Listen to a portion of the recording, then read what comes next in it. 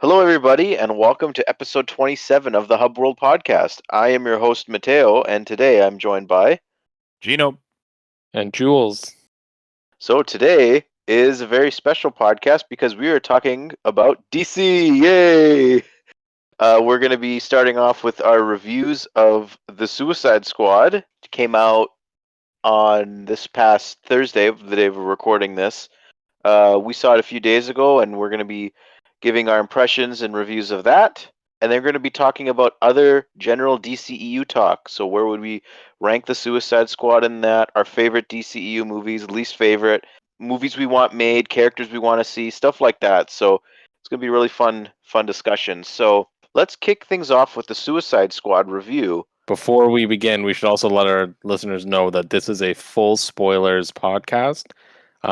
We will be talking in detail about the Suicide Squad, so if you haven't had a chance to catch it, consider hitting stop right now and returning here after you've seen the movie, or if you don't care. Yes. Anyway, just thought I'd jump in with that.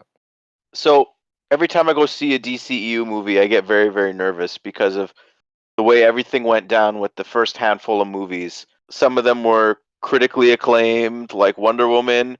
Others weren't. I love the majority of the DCU movies, but every time I still go into the theater, I'm just super nervous, and I come out of the theater thinking everyone's gonna just crap on the movie.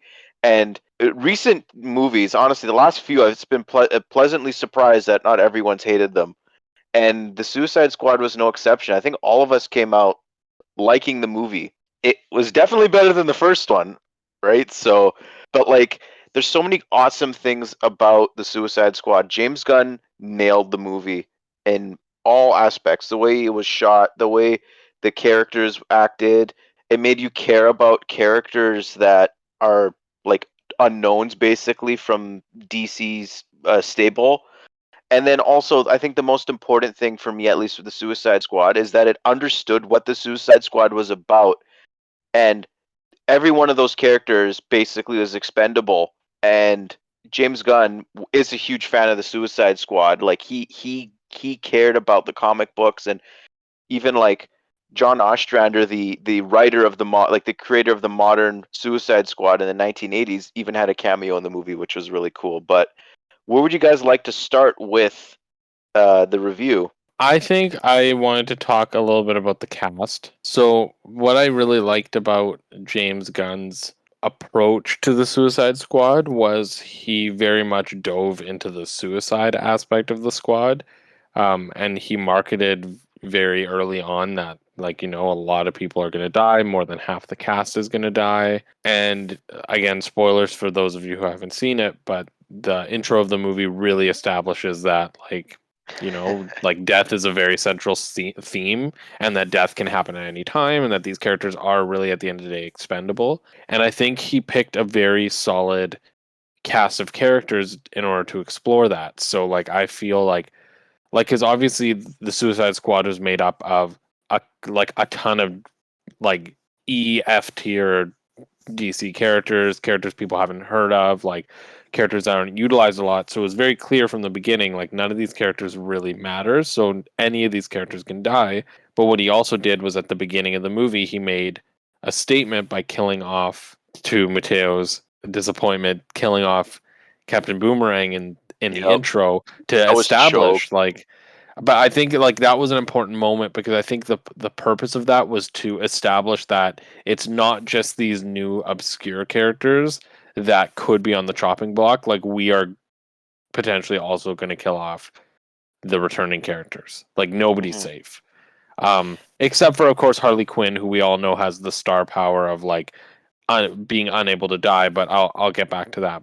But I think that's what lent itself to the whole movie. And the thing is, a lot of the characters didn't even die at like pivotal moments. They just died because of something stupid happened, right? And that made the whole movie like feel like you're kind of not on edge, but you were like not really allowing yourself to fully attach to these characters because you thought, hey, they could go at any time. Like I know, like in the third act of the movie, there's like a scene with King Shark when he's like looking at all these like water creatures inside of the tower, and they're all like like he has this moment with them, but then when they escape, they start attacking him, and I thought he was gonna die there, and I was like, I oh did too. no, I'm like, what a way to kill him off.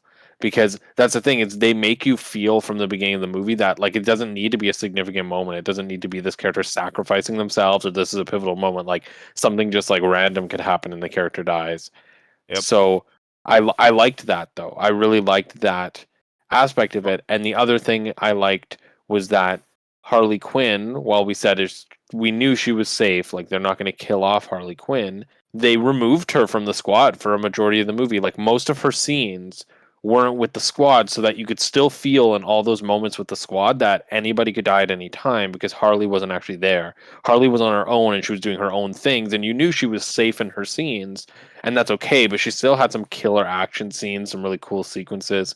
I learned today that I don't know if you guys knew this, but that scene where she's in the like torture chamber and she's like tied up by her hands and Mhm. she like knocks out the guard and then grabs the key with her foot and unlocks it. Margot Robbie did that herself. Like that Oh, wasn't a really? stunt double. A lot of the scenes she did in that movie were her. Like it was actually her, which is really impressive. So it was like Harley's scenes were impressive and they were compelling, and I feel like even like the scene where like she kills the president, that was a really good scene for character development because like Yeah.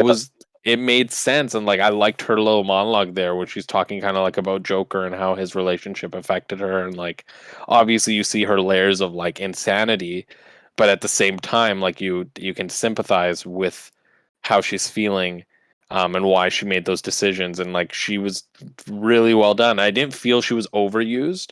I didn't feel like she like whereas in the first Suicide Squad, I feel like she really pulled the focus. Yeah. And it was like a Harley Quinn movie featuring these other people. This movie, I didn't feel like that. This movie did feel like the Suicide Squad movie featuring Harley Quinn, which is good because the Suicide Squad, while Harley Quinn is an important part of it, it shouldn't be her movie. Like it should be an ensemble movie. And this one felt more like an ensemble movie than the past one. And the tone was just great. But yeah, the characters were great. They developed them. Like I can't believe I cared about characters like Bloodsport and Polka Dot Man and Ratcatcher. Like Ratcatcher has that moment at the end where you think she might die. Like I would have been upset if she died. And I'm like, Mhm. before this movie, I didn't even know who the hell Ratcatcher was.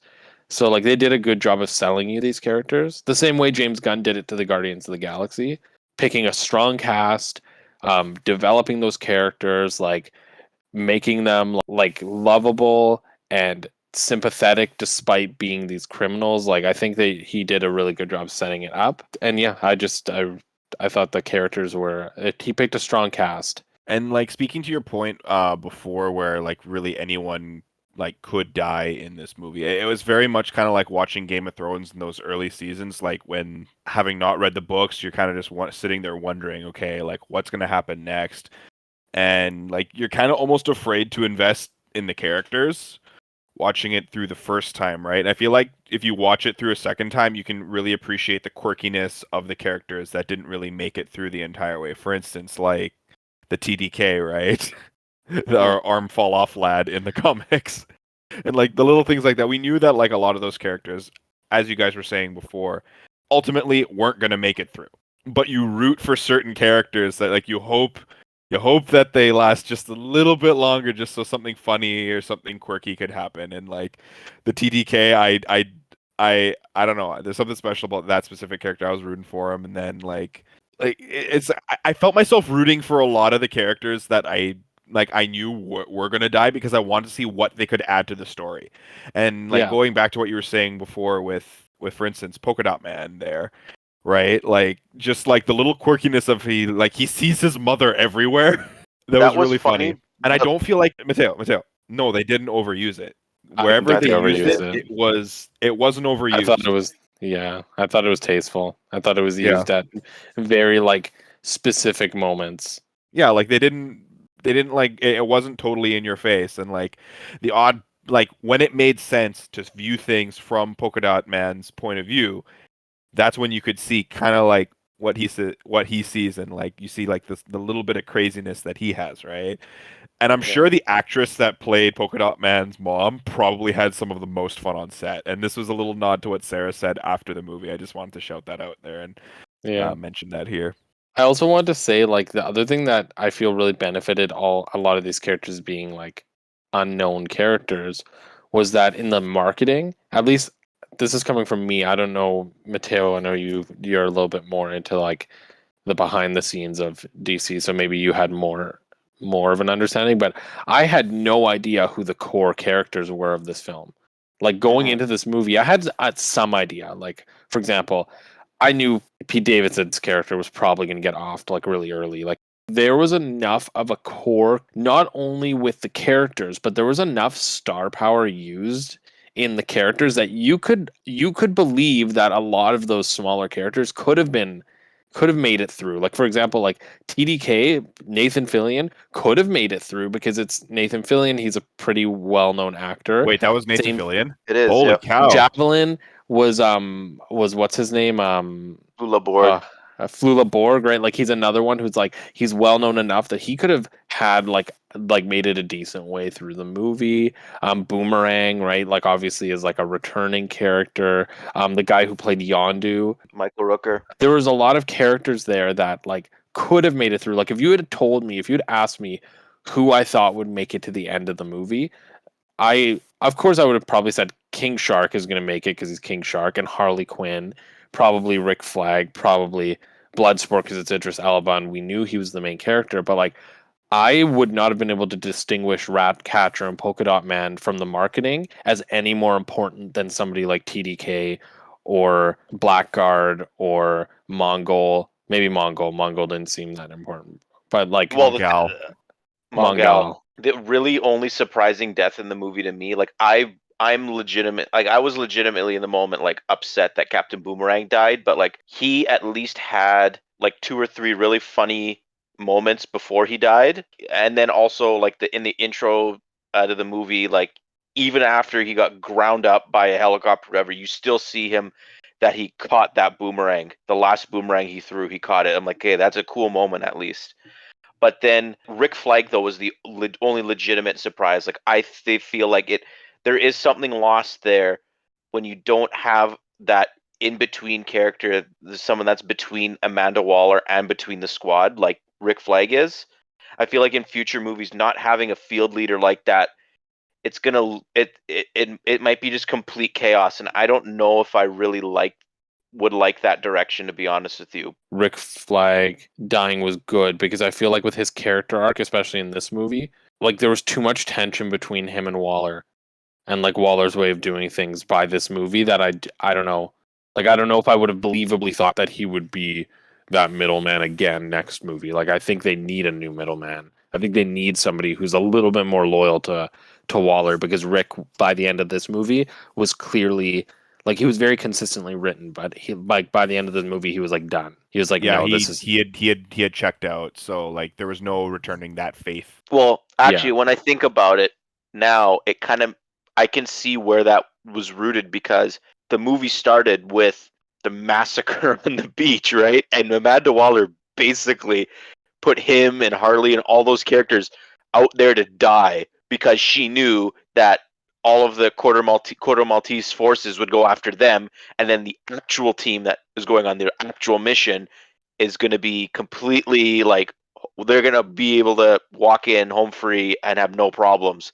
So that moment probably was the moment that like really first started Rick Flag's change in the movie.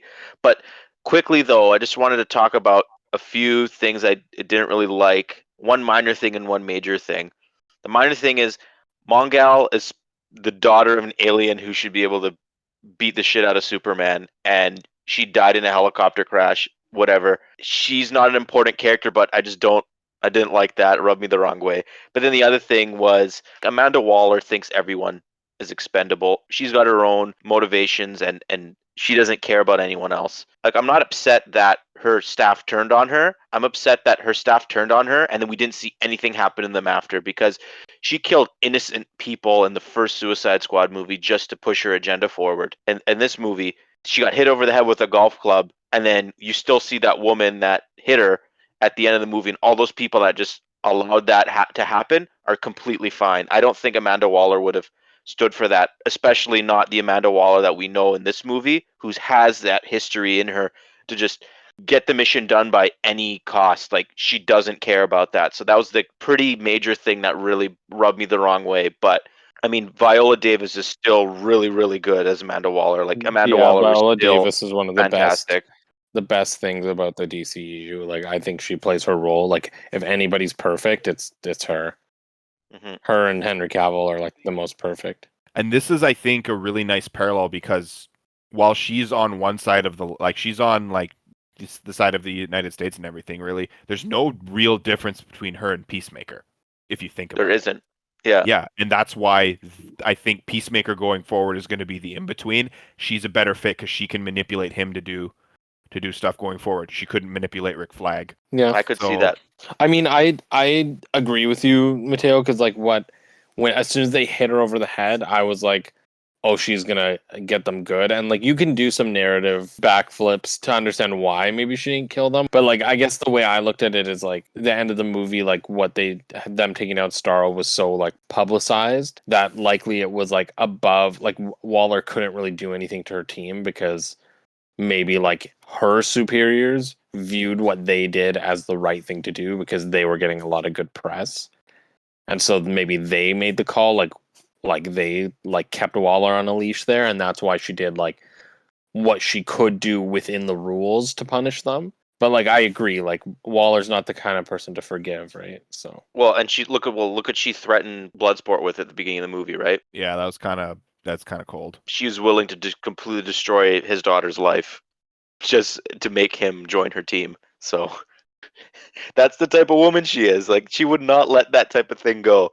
I think the standouts for me in that movie, for sure, like, it was Peacemaker.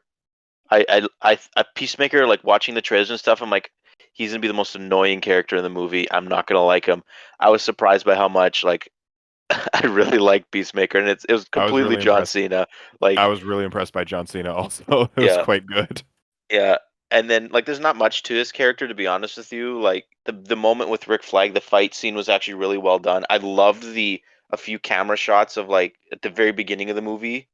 Two in particular. There's the one with Savant when he's throwing the ball, and the first shot's actually the shot of the puddle, and you realize it's a puddle as the camera like zooms out and flips upside down, like back to the way it's actually supposed to look.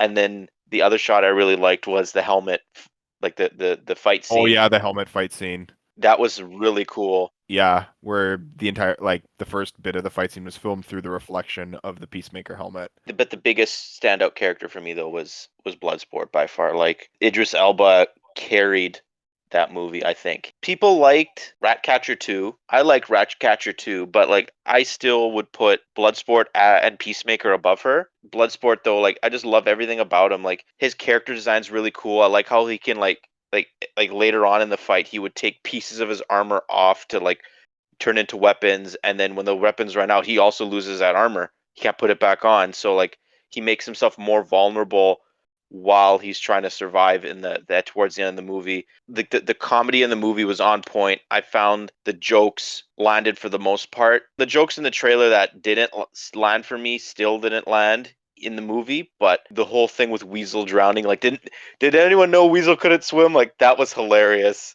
I Someone found, didn't do like, their homework. yeah, but just, yeah, like Bloodsport, obvious, like, it's very obvious that was Deadshot at one point, and now we've seen leaked like concept art that Deathstroke was thought of potentially as the lead of the movie as well. Jules and I have talked about that in other conversations that, Can like, I can I bring where, that can I bring that yeah, go topic up ahead. actually just because I think it's good for our listeners here to hear that. Because like we were talking about this right after the movie and Matteo was saying, "Oh yeah, there was potential for Deathstroke." And I can't remember who exactly said, but like Deathstroke is a very serious villain. And while the Suicide Squad, at least as portrayed in the films and everything, is very like jokey. Hmm. So yeah. it would be very it would conflict a lot with kind of like the tone of the movie by having this very serious and grounded and realistic villain going up against something like Starro. Well, I think if he was a protagonist, I think it would have worked. I think if he was their villain, it wouldn't have worked but even as a protagonist, I think because honestly, when I was watching Bloodsport's story, I was like, this easily could have been Slade, because the whole thing with the daughter and the idea of like leading a team, like they easily could have told that story with Slade while like taking some liberties with the interpretations. But the thing is, ultimately, the problem with using Deathstroke is the same issue with Harley, where you're gonna know going into the movie there's no way they're killing off Deathstroke. Yeah. One, he's so powerful that killing him is such a feat within universe that it would be very difficult for anybody to do it. And then two, just they probably wouldn't have. And like, not that I thought Bloodsport would die, but at least I was open to the idea that he could. Whereas with Slade, it would have kind of removed that, right? And then I also feel like the whole rivalry between Peacemaker and Bloodsport worked because we didn't really know a lot of those characters. Like if Peacemaker was trying to show up to Slade Wilson, I would have been like, fucking Yeah. step No off. way. Yeah. Like Slade would have like easily been like, you wouldn't need anybody else. Like Slade could have just done that whole mission on his own, pretty much. Yeah, for the right price. So Well, not if he was in jail. The thing is, like, as a Deathstroke fan, we would have expectations of how the character would act in this world. Like, it makes sense in the comics because the comics has more serious characters as well, and that fits with Deathstroke. But for the sake of the movies, like you said, like, it's more comedic, and I even honestly, if they make a third movie, I don't know if they would have Bloodsport or Harley Quinn in it. They crossed Amanda Waller in the movie, right? And especially Bloodsport, like how Bloodsport basically extorted her at the end of the movie. Why would she want to work with them? So why, like, the cast is for the third movie, in my eyes, would be completely different almost. Like, Peacemaker and King Shark would probably be in it. Maybe Harley's in it just for the sake of being in it. But, like, Ratcatcher won't and Bloodsport won't. So, I mean, it could happen because like they're still in jail, they're still incarcerated. Like, and sure, like you're right. Like, why would Amanda do that considering what happened? But remember what Waller says at the beginning of the movie, right? Like, she makes her decisions because like she wouldn't be doing this stuff unless they really needed to do it. So if there's a big enough deal, something they need to cover up or stop, and she's like, well, the team that can do this is Harley Quinn and Bloodsport, even with her hatred for them, she's probably going to do it. Like that's pretty consistent with Waller. Is like even though she has her own agendas, she's also not willing to put her agendas aside when it comes to the mission and coming to like. I personally think that there's a story there where they can do it. yeah. And that's what separates her from like a supervillain, right? She puts the greater good ahead of things. Well, she puts what she believes the greater good is ahead of things. Yeah, and even that as well, right? Like she's not going around sowing chaos and blowing up people's heads just because she has some kind of crazy power trip. No, it's like okay, like this is the deal. She's very cold and calculated. Again, like with the Peacemaker parallels and all that stuff. Like there's only really like one or two steps between her and what the Peacemaker does in this movie. So when the whole James Gunn thing happened and it was announced that he was going to be attached to a DC project, I was a little upset, honestly, at first that because DC offered him anything and he chose to do Suicide Squad. I was a little upset that he didn't go with something else like Green Lantern. I thought Green Lantern would have been a good fit for him. I thought Superman would have been a good fit. But Suicide Squad, after seeing the movie, like now I get it. Like when James Gunn like this was the movie he wanted to make. He had complete creative control, and honestly, I don't think that's happened yet in the DCEU. Even though we got Zack Snyder's Justice League, Warner Bros. Still didn't allow him to do whatever he wanted in that movie. And there was studio meddling in Man of Steel and Batman vs Superman. Wonder Woman had it in the third act. David Ayer's Suicide Squad, obviously, like there's a battle between Warner Bros. And fans going on right now with the release of the Ayer cut. Almost every DCEU movie prior to this has had some degree of studio meddling. And James Gunn is like, nope, this is the movie I wanted to make. It was done months ago. He put everything he wanted into it. Every single thing that is in that movie came from the mind of James Gunn. So if anyone else wants to add anything, I think we should transition into our general DCEU talk. We should actually review the movie like we promised. So maybe we should give it a score. I wanted to give it a score and then rank it. Like, where would you rank it among like DCEU movies? So Okay. for me, I really liked the movie. I'm relieved that lots of people like this movie. It's a critical success. It won't be a commercial success because of the events of the world, but I don't think that really matters. But in terms of my opinion as a DC fan, I'd say for me, like out of 10, I would give it like an 8.5. But in terms of where I would rank it in the DCU, for me, it's probably fifth, and that's behind Zack Snyder's Justice League, Man of Steel, Shazam, and I would say the first Wonder Woman movie. It would be at 5 for me. I don't know if I have like my ranking as defined. But I can say like I would give this movie a solid like 9 out of 10. Great movie. Some little improvements, of course, that could have happened. I think some things that I wish happened that didn't, but overall fun, really well written, really good vibes, good soundtrack, good characters. And in terms of like where I'm ranking it, I don't know what my ranking really looks like, but it's near the top for me, near the top of the DCU movies. I'm really afraid to assign a score because of recency bias. I don't want to say like, oh yeah, like this is great. Like I would like to personally have a little bit more time to think on it if that's okay, not to like cop out or anything, right? That's okay. You can Fair just enough. you can use whatever metric of It's definitely a top 5 one for me also. Like an assigned number, I don't know what I would give it. Did I have a heck of a lot more fun in this movie than I did in anything other DC in a long time? Yes, I had a lot of fun with it. Not as much fun as Zack Snyder's Justice League, just because of like I just thoroughly enjoyed that movie. Honestly, all in all, it was great. I had a lot of fun with it. Now we'll transition the topic into just a general DCEU discussion now, and we're going to talk about what our favorite DCEU movies are. And for me, like I said, I think my favorite DCEU movie is probably Man of Steel. And what I'm really hoping Warner Bros. Does is bring Henry Cavill back, for the love of God. Like, honestly, Superman should be the character. Superman needs to be basically the Iron Man of the DCEU. Like, he is the linchpin. He is the main character of this universe. And for them to have for there to be so much uncertainty about their flagship characters and like his existence and presence in their main movie universe, I think it's ridiculous. Like I don't really want to get into it, but I could care less about the J.J. Abrams Superman project, and to a lesser degree, I do somewhat care about this potential Michael B. Jordan one. But if it's not Henry Cavill at this point, like honestly, that's the Superman I want. I want there to be a DCEU Superman still. And if we don't get that, I think that's tragic, especially with the fact that Henry Cavill still has movies on his contract. And I don't know like if it's a year thing, like by a certain point, if he's not in a movie, contract's terminated, or if they're renegotiating something. But like the Rock wants him in Black Adam, and the Shazam guys want him. The fans absolutely adore him.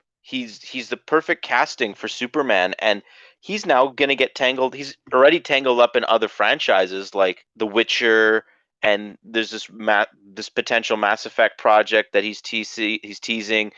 There's talks of him being the next Bond. Like Henry Cavill's time is running out for him to really care, I think, about being Superman still. Like he says he wants to be Superman, but at the end of the day, you only have so much time and he's got to stay in shape. Like, he's not getting any younger, right? So like for me though, like I want a Superman movie. I liked what Zack Snyder did with Man of Steel, but the way Superman acted in the Justice League, honestly, I want that like Boy Scouty Superman to come back with the bright suit, and like he's the beacon of hope for everyone, and he kind of had that in the previous movies. But like I understood why they went the direction they went in with Superman, about like Superman were to land on Earth, how would people react to it? Okay, I understand that, fine. But I feel like they would make steps forward with this character arc, they would always take that one step back. So like, okay, Superman and Man of Steel, he saved the world, but he destroyed Metropolis. In BVS, he defeated Doomsday, and there weren't any casualties supposedly on the island, but then they killed him, and there was the whole like legal thing going on, and BVS as well that knocked him down as well. But now, I just don't want to deal with any of that stuff anymore. Just like have Superman come to Earth, maybe have like Brainiac as the villain, because that's a big enough threat, I think, and like just have fun with it, and just don't take it like it shouldn't take itself so seriously, honestly. Like that's the thing basically with Superman, just have a lighthearted movie. It because like the Superman movie in the 70s with Christopher Reeve, like that movie was a phenomenon when it came out because of how simple it was. And I feel like if they go with that lighthearted simple approach to Superman again with Henry Cavill, it'll be a very similar success. So just that's the movie I want most, like by far. And then just after that rebuild up to a Justice League or something, but like they have the perfect guy there. And that's one thing they can actually learn for depending on how successful this new Suicide Squad is, because this movie is lighthearted and fun, right? And if they can say, oh, okay, if our characters can have some serious tones and stuff in their movie, but also deal with like a what the heck scenario, kind of like just being thrown at them, like something that's straight out of a comic book. Hey, there's this crazy government project. It's a giant space starfish. Like that's you can't find that realistically on planet Earth. That has to be in the form of some kind of fantasy or a comic book. And they kind of do need to get back at that. And hopefully, like even going forward with Shazam, right? And having what's the little caterpillar dude? Mr. Mind. Mr. Mind, yeah. Like Mr. Mind is a mystical character, right? But little caterpillar turns into giant like galactic space dragon. Spoilers. But like it's like that's not based in reality at all. But that's freaking cool because it's just weird. It's different. It's what makes superheroes movies great, right? It's just like within the rules that we establish in this world, what can we do that's fun? And DC's always been trying to be way too serious and to a fault almost. That's what makes the Marvel movies fun, is because they take themselves seriously, but they know when to let off. And that's the Christopher Nolan effect. If the Dark Knight trilogy wasn't as successful as it was, we'd be having a completely different conversation right now. Like there is room to have dark and serious movies, and that is just have that in like the Batman portion of the live, like in the cinematic universe. Like there's no reason that Aquaman should be that way. There's no reason why Superman Unless you're should be telling that the way. story about the trench. The only way Aquaman can be dark and whatever, tell the trench story. And set it up like a horror film, like James Wan wants. Even at that though, I still don't agree with like some of the choices they made in Aquaman. But So Jules, what's your favorite? I don't know. Like, if we're going by what I think is the best, it would be different. But if we're going by what my favorite was, and I don't really care about the recency bias, but I'm going to say the Suicide Squad was my favorite. I just had fun, which I don't often. Know what? I'm going to take that back. Because I was thinking about this. I reflected on this. And I'm not going to say the Suicide Squad, because what I like is I like having fun in a movie. And that's why three movies very much stand out to me in the DCU that I really liked. One of them is the Suicide Squad. The other one is Shazam. But I'm going to give it to Birds of Prey. I loved Birds of Prey. I thought Birds of Prey was so good. It gets so much flack for no reason. Like, literally no reason. It was such a well put together film. It was so fun. And, like, honestly, like, I think the Suicide Squad is running, like, a lot of the reasons people love the Suicide Squad are reasons that they should also like Birds of Prey, and I don't understand why Birds of Prey isn't seen. Like, Birds of Prey is the reason that there's R-rated DC movies, because that's what Margot Robbie pushed for during Birds of Prey, is for it to be R-rated. A lot of the action was very similar, a lot of the tone and like the jokes were very similar. Like, I don't know, but Birds of Prey was really fun. I remember coming out of that movie and being like, wow, they did a really great job with that movie. It's up there. Those are my favorites. Birds of Prey holds up. I was worried that on my second viewing of it, because I've watched it on Crave in Canada, or I guess what HBO Max would be in the States, and it holds up. Honestly, I enjoyed it just as much as I did the first time I saw it. I completely agree with what you said about it too. I don't understand where the criticism of that movie comes from. Like yeah, like the only thing I had a problem is that they could have just named Cassandra Cain anything else and just it would have been fine. Like you don't have to waste a potential character you could introduce into your cinematic universe in the future on her. But other than that, like that's literally the only thing I had a problem with in the movie. And that's like a really small thing because like non DC fans wouldn't give a shit about that. So Yeah. I um, mean, I like, and that's the thing is like I know that we talk a lot about Marvel sometimes, and within our group, like there's some dislike for like the comedic tone of the Marvel movies, but I genuinely think comedy is what helps break up the tension. Like I really do feel like the shortcomings of movies like Batman v Superman is the fact that there isn't comedy. And like you don't need to have it be the center like Shazam and Birds of Prey and Suicide Squad make it. Like not every movie has to have that, but I think having some lightheartedness is important. And I think, for example, that's what people love about, like, for example, the Robins in Batman stories is oftentimes the Robins are kind of the joke. Like not they're like not things to laugh at, but like they offer like a lighthearted lens on Batman's world. And like sometimes they're the ones who provide some of that lighthearted easing of the tension. And I think that's what we're missing in things in something like Batman v Superman. And I think that's what we're missing in the early DCEU. Like, I'm very excited about the Flash movie because I know there's going to be lightheartedness and comedy around that movie because Ezra Miller's performance of the Flash is a little bit comedic and that makes it fun. Even like Man of Steel had like a decent amount of comedy. Like it wasn't like at It its wasn't in your center, but it face. was lighthearted. And I think that's important. I mean, I think it's important to have that in some movies. And you just need that tone. And I think that's what the DCU's been missing. I think they're starting to figure it out a little bit more. Aquaman incorporated a little bit more. Wonder Woman, even Wonder Woman, right? Like Wonder Woman has some jokes, like, and they're not like in your face. It's clearly not a movie like Shazam where like it's completely lighthearted, but like Wonder Woman isn't scared to crack a joke here and there or to have lighthearted moments with Steve Trevor. And like that's important. And I think those are important moments to have.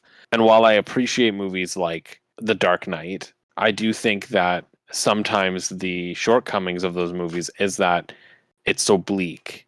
Although, like, even in The Dark Knight, right? Like, Alfred provided a lot of comedy, and so did Lucius Fox.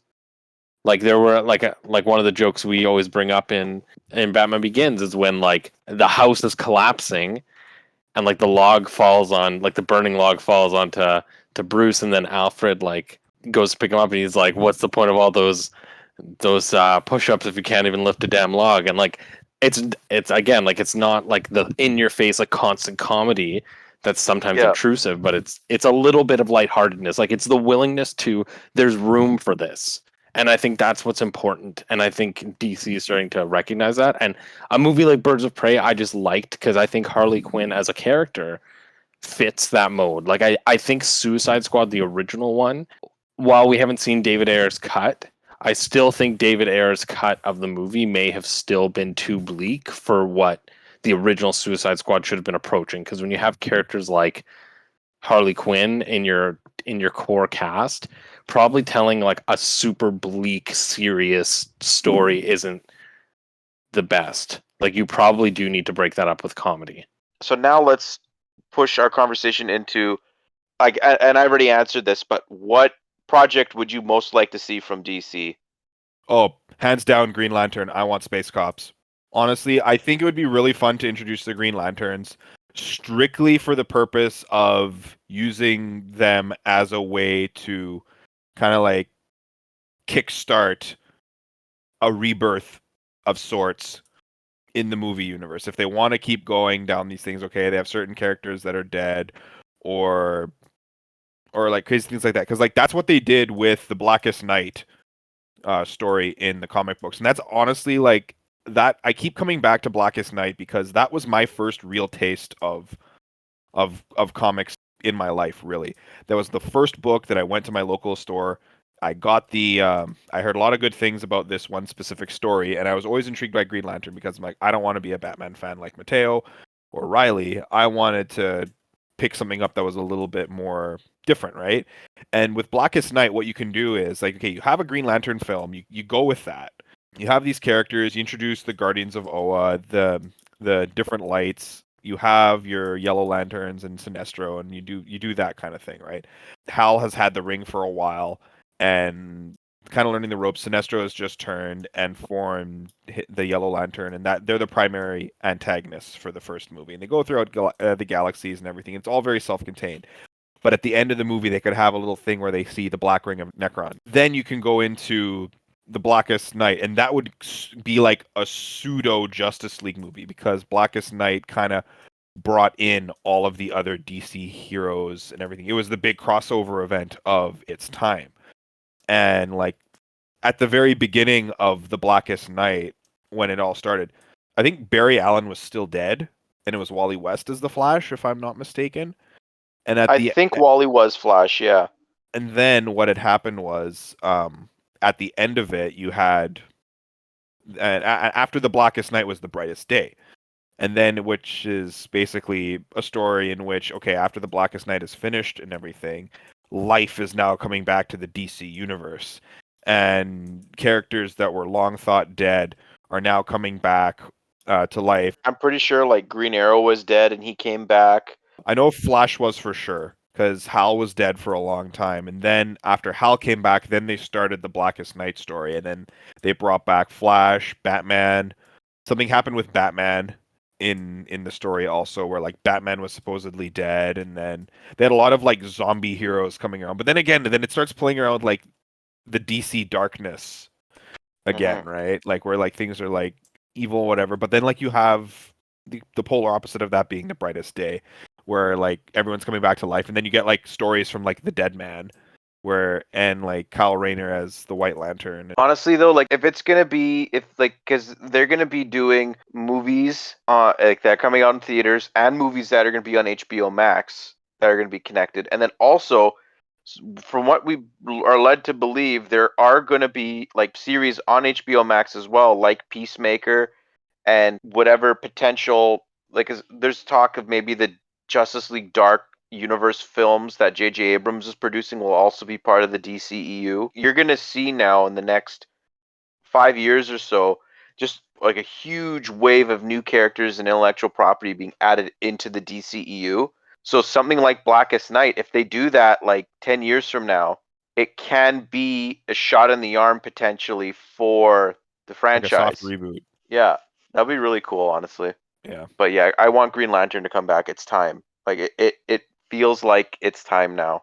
Yeah, and it's a real shame that Ryan Reynolds, like what was promised to him, was very much so taken away, and we got that Green Lantern. Like he was fantastic in that movie. The movie sucked, but he was good. Yeah. Jules, what about you? I think I just want to see like a true adaptation of like a superhero and their sidekick, because DC is known for their sidekicks, and I feel like that's something that Marvel's missing. Like Marvel doesn't really have that.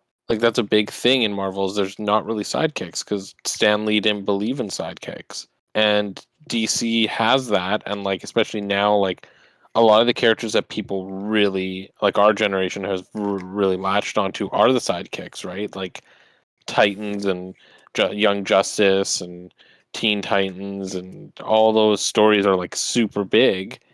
And I feel like sure, a Batgirl movie and a Nightwing movie and blah blah sound great, but I actually want to see like an actual film version of like Batman and Robin, or introducing Donna Troy into Wonder Woman and seeing that like Wonder Woman mentor Wonder Girl, or bringing Wally into the Flash or Impulse, or if they do a Green Arrow movie, having Roy Harper there. Like I'd like to see, or introducing like whether it's Calderon or Garth into like Aquaman 2, like I would, or Aquaman 3 or whatever. I'd like to see that mentor kind of role. And like if they need to cast the character older because they don't want to deal with like a child actor or like a kid being in like these darker stories, then so be it. That's fine. But I do want to see a story like that. Like I really want to see a mentorship story.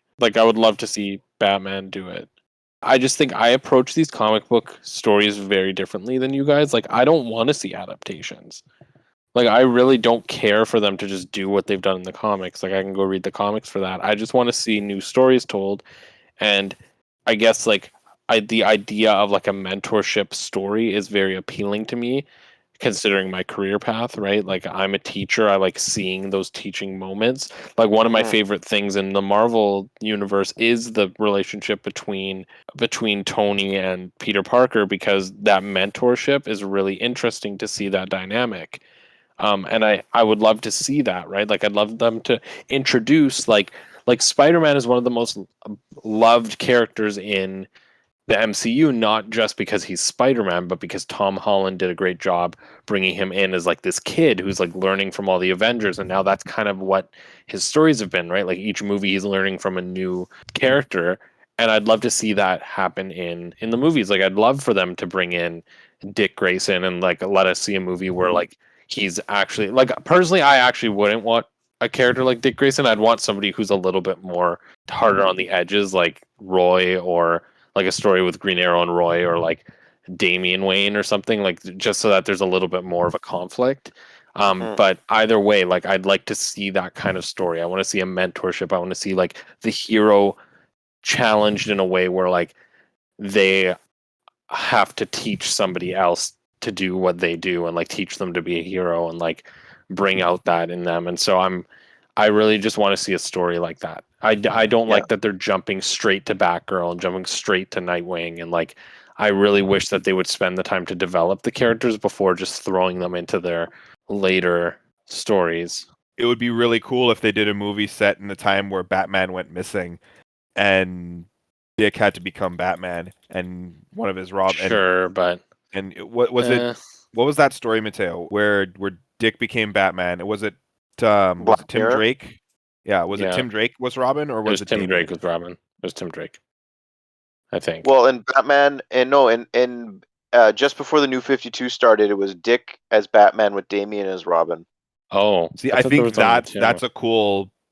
That'd be a cool. Yes, but again, like dynamic. them jumping in, I like that, but like them jumping forward into that is like, I'd almost like to see the connectivity, right? Like, one of my favorite things about Titans, for example, is I liked the mentorship role that Dick Grayson takes over Jason Todd in the second season. Like, seeing that is very interesting, but the missing piece is you don't get to see how Batman trained either of them.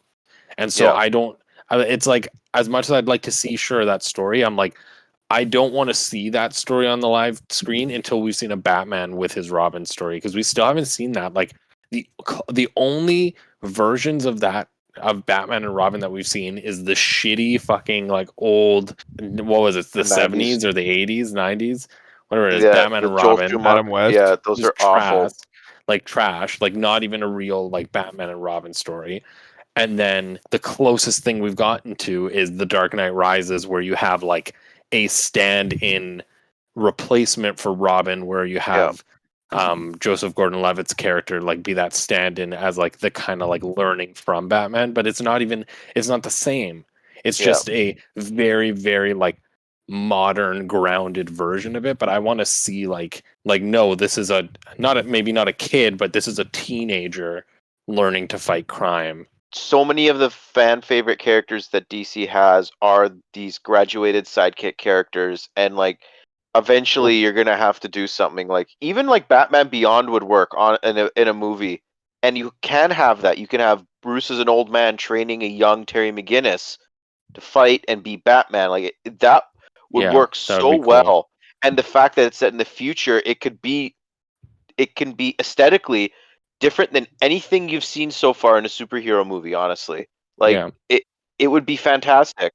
The other thing too is it could give life to a lot of villains that they've had to sideline in Batman. For example, like what I've noticed with what they've done in the films is either they've redefined the characters to be threatening beyond the way that they are in the comics, or they've just been like, this character doesn't work. So for example, like Riddler, when you're looking at the way they're interpreting Riddler in the upcoming Robert Pattinson Batman, like, he's nuts. Like, that is not the Yeah. Riddler we know from the comics.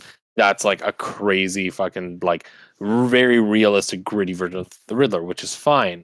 But then you have characters like, for example, like the Penguin, who like all of us as fans know like he can show up in a movie, but he'll never be the main villain because he's not threatening enough. Well, how do you make a character like that threatening to Batman? By having Batman not be the one he's threatening. Like if you have, for example, if they did a storyline where Cobblepot orchestrated the death of Dick Grayson's parents, and then he's very like emotionally charged towards stopping Cobblepot, and then the threat isn't that Penguin's actually a threat to Batman, but it's that Penguin is dangerous because he could get this kid killed, and then it's less about Batman saving himself or like being like figuring out a mystery or whatever, and more about like having to teach a kid to like put his emotions behind him for the greater good. Like that's a more human conflict that fits with a character, like a menace that maybe isn't really that menacing. Like it, like Penguin with the type of Batman we've been exposed to as moviegoers wouldn't be menacing in his current form as just a crime boss. Like you'd have to like, I don't know, you'd have to do some crazy gritty stuff. Like I don't know, he dissects penguins and takes their organs and bioengineers them into weapons, like something weird and gritty. Or and, turns like, people into penguins. Penguins were weapons in Batman Returns, okay? Yeah, I completely agree with you there, Jules. Honestly, like, and like this is the thing that bothers me is like they don't want to put the sidekicks in the movies, okay, whatever. But you're telling me you want me to watch a movie where like people can fly and like there's shapeshifters and all these things like that, all these crazy superhuman things that can happen, very comic booky in their own right. And you're telling me it's too crazy to think like Batman would have like basically equivalent of like a little brother and like go fight crime with him, or like another Amazon who's just as capable as Diana be her sidekick, or another half Kryptonian be Superman's sidekick or whatever. Like it doesn't make sense. Like look past the age. Like I don't get it. Like it just these characters are beloved for a reason and be just as intriguing for people to watch a movie about Batman and Robin as it would be just to watch a movie of just Batgirl. Like I completely like I still don't understand how we haven't gotten to that point yet. Like now comic book movies aren't afraid about, like Marvel at least isn't afraid of having these very close adaptations to what was in the comics, but DC's still like afraid to introduce Aqualad or have Robin in a movie. Like it's stupid, honestly. Just at the end of the day. Yeah, and like with Nightwing though, like when I envision a Nightwing movie happening, if it ever happens, because like it should have happened by now, it's that honestly I would want the movie to be Dick as an adult, but have flashbacks of his career as Robin and have Batman in those as well, and then the villain of some case that happens in the past can also be the villain that he's facing in the present. I think that would be really cool. Then you can deal with Dick's breakup basically with Batman and like how that really affects him. And that kind of would be a way you can like depower him and make him overcome that throughout the movie. I think it works for him. There's not many characters that something like that would work for, but I think Nightwing it could. And they're kind of doing it in Titans, so like it's proof there. He's like the biggest character that like he's one of DC's biggest characters that hasn't had a movie or hasn't been represented in modern cinema. Batman and Robin was a joke. Like that movie was awful and like it was meant to be a joke, but like that character deserves better treatment. I don't know. Like, part of me is like, while I agree with you, like that could be a cool story. I still don't think it's enough. Like, I don't want to see a story that's about Dick Grayson and just flash it back. Like, I want a story that's actually like, You could have Bruce training Tim, just say, in a Batman movie, but then have a Nightwing movie come out, and then you can see basically how Bruce treats Tim. You can see like how like Dick can like compare what happened to him to that in another movie or something like that. Because that's a way then you can introduce multiple Robins in a quick way.